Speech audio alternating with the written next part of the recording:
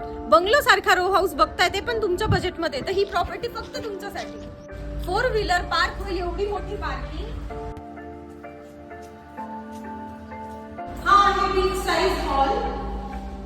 वरती जाण्यासाठी ही आहे स्टेअरकेस. हा आहे कॉमन टॉयलेट बाथरूम.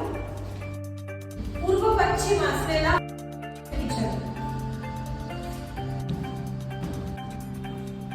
हा आहे पहिला बेडरूम विथ अटॅच बाल्कनी.